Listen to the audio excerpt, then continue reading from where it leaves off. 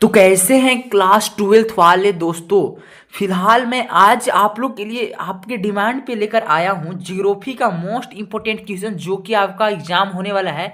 उसके लिए काफ़ी इम्पोर्टेंट क्वेश्चन लेके आया हूँ।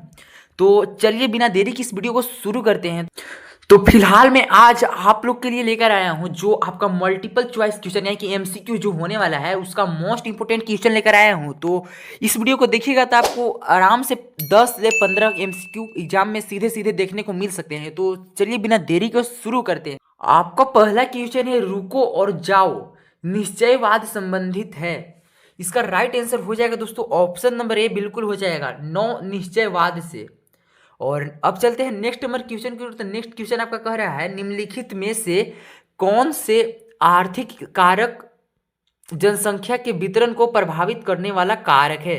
तो इसका जो राइट आंसर हो जाएगा दोस्तों ऑप्शन नंबर ए भी खनिज पदार्थों की उपलब्धता, बी नगरीकरण, सी औद्योगिकरण भी इसका राइट आंसर है, इसलिए ऑप्शन डी इसका बिल्कुल राइट आंसर हो जाएगा। और अब हम चलते हैं यहाँ पे तीसरे नंबर क्वेश्चन की ओर। तो तीसरा नंबर आपसे कह रहा है दोस्तों कोल खोज संबंधित है, यानी कि जो कोल खोज किससे संबंधित है। तो इसका जो राइट आंसर हो जाएगा दोस्तों ऑप्शन नंबर हो जाएगा सामूहिक कृषि से। ऑप्शन नंबर ए बिल्कुल सही हो जाएगा। और अब हम चलते हैं नेक्स्ट क्वेश्चन की ओर। तो नेक्स्ट क्वेश्चन है निम्नलिखित में से कौन सा एक कुटीर उद्योग नहीं है।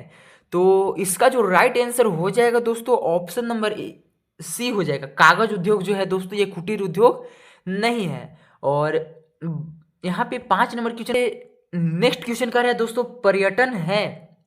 पर्यटन क्या है दोस्तों। तो यह है कि क्या है तृतीय क्रियाकलाप, यानी कि बी ऑप्शन बिल्कुल राइट हो जाएगा दोस्तों। और अब चलते हैं अगले नंबर क्वेश्चन की ओर। तो नेक्स्ट क्वेश्चन है ऑस्ट्रेलियाई पारमहाद्वीपीय रेल मार्ग जोड़ता है।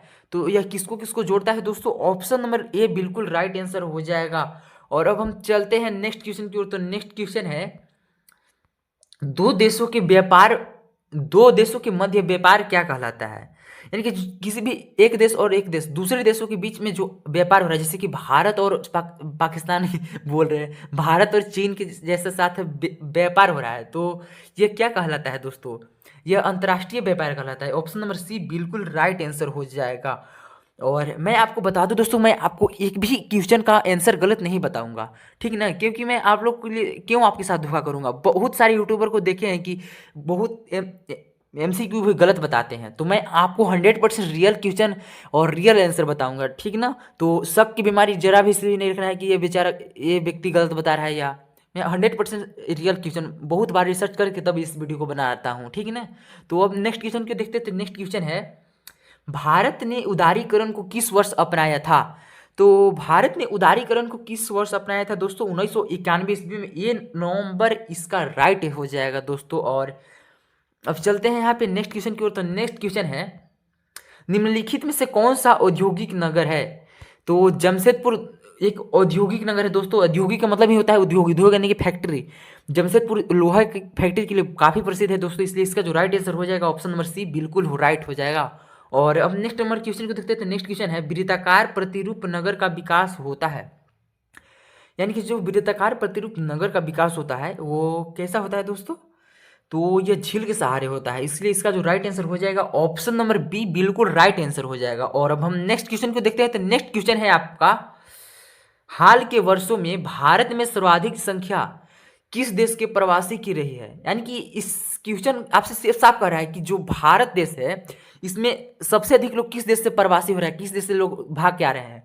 तो आपको पता होगा दोस्तों कि बांग्लादेश से लोग ज़्यादातर घुस के आ रहे हैं, जो बंगाल और झारखंड जैसे राज्यों में अधिक से अधिक आ रहे हैं। इस पर रोक लगा रही है सरकार, और यही है इसका बी ऑप्शन सही बिल्कुल हो जाएगा दोस्तों। और नेक्स्ट क्वेश्चन है कि भारत के किस राज्य में साक्षरता दर सबसे कम है। यानी कि भारत में सबसे कम साक्षरता दर यानी सबसे कम पढ़ा लिखा राज्य कौन है।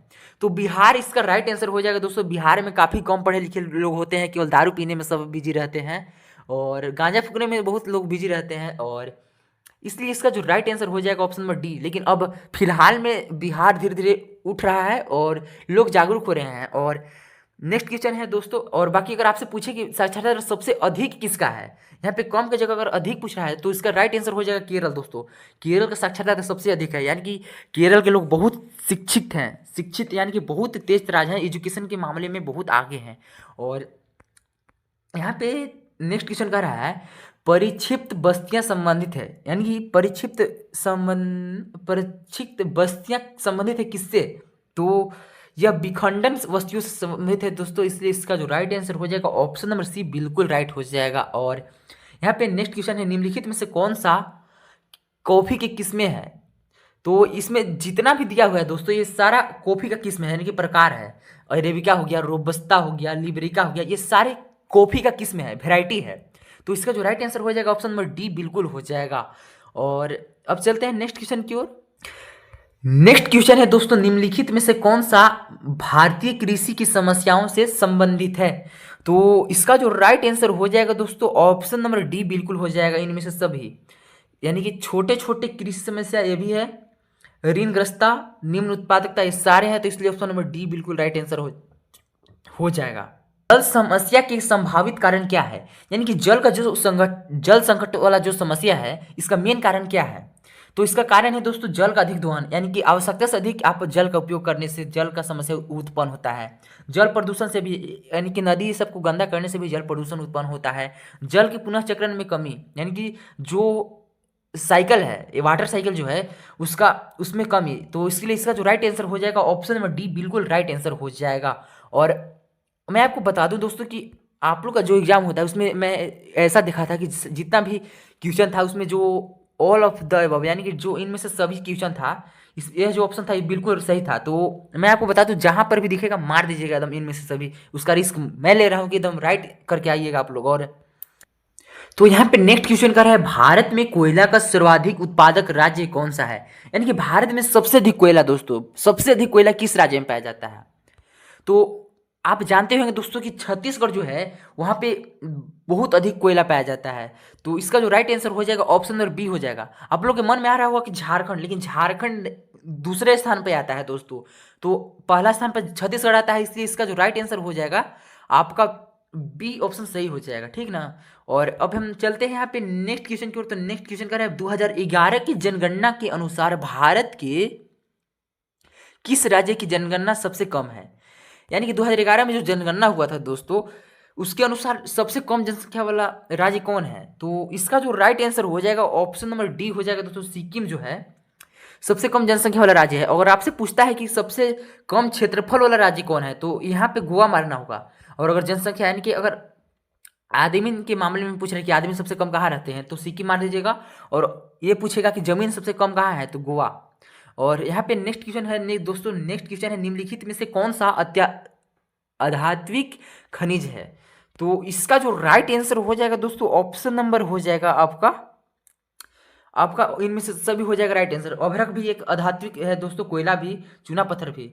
अधात्विक का मतलब ही होता है जिसमें करंट प्रवाह नहीं हो सकता है, यानी कि लाइन प्रवाह जिसमें नहीं हो सकता है, तो इसको जो कि आप अभ्रक में लाइन एक तरफ लगाइएगा तो लाइन मार सकता है नहीं, कोयला तो ये सब मतलब इसका राइट आंसर हो जाएगा ऑप्शन नंबर डी। आप समझते ही होंगे क्योंकि आप 12th में आ चुके हैं, क्योंकि आप छठा संतवा में भी नहीं है, उस ये सब बात छठा संतवा में बताया जाता है। और यहाँ पे नेक्स्ट क्वेश्चन है टाटा लौह तथा इस्पात कंपनी, यानी कि Tata iron and steel company TISCO कहाँ स्थित है, तो ये जमशेदपुर में स्थित है दोस्तों, ये तो आप 8 में ही पढ़े होंगे। और नेक्स्ट क्वेश्चन है दोस्तों, नेक्स्ट क्वेश्चन है भारतमाला परियोजना निम्नलिखित में से किससे संबंधित है, तो यह किससे संबंधित है दोस्तों, राष्ट्रीय राजमार्ग निर्माण से संबंधित है। ऑप्शन नंबर ए इसका बिल्कुल राइट आंसर हो जाएगा। और यहाँ पे नेक्स्ट क्वेश्चन को देख लेते हैं दोस्तों। नेक्स्ट क्वेश्चन है भारत में रंगीन टेलीविजन की शुरुआत कब हुई थी, तो इसका जो भी राइट आंसर हो जाएगा ऑप्शन नंबर हो जाएगा आपका 1982 ईस्वी में, ए ऑप्शन इसका राइट आंसर हो जाएगा दोस्तों। और अब चलते हैं नेक्स्ट क्वेश्चन की ओर। तो नेक्स्ट क्वेश्चन निम्नलिखित में से कौन सा लौह इस्पात उद्योग से संबंधित है, तो टाटा नहीं दोस्तों, यहाँ पे इसमें तो सब हो जाएगा, टाटा आयरन एंड स्टील भी है, राउरकेला इस्पात संयंत्र, भिलाई इस्पात संयंत्र, इसमें ऑल ऑफ द अबव, यानी कि इनमें से सभी राइट आंसर हो जाएगा। और हमारा यहाँ पे लास्ट क्वेश्चन है दोस्तों, एयर इंडिया संबंधित है। एयर इंडिया आप सुने होंगे दोस्तों, यह एक हवाई जहाज का कंपनी है। तो आयु मार्ग यानी कि ऑप्शन नंबर सी बिल्कुल राइट आंसर हो जाएगा। और यहाँ पे लास्ट क्वेश्चन है दोस्तों, निम्नलिखित में से कौन सा भारत में मलिन बस्तियों की प्रमुख समस्या है? तो इसका जो राइट आंसर हो जाएगा दोस्तों, ऑप्शन नंबर डी हो जाएगा बिल्कुल राइट, यानी कि इनमें से सभी। और मैं आपको ना शुरू में बोला हूँ सब्सक्राइब करने के लिए दोस्तों, तो सब्सक्राइब कर लीजिए चैनल को और वीडियो को भी लाइक कर दीजिएगा और अपने दोस्तों के पास शेयर कर दीजिएगा, क्योंकि एकमात्र ऐसा वीडियो है जो 100% रियल क्वेश्चन और रियल आंसर बताया है। तो मिलते हैं नेक्स्ट वीडियो में दोस्तों, तब तक के लिए जय हिंद।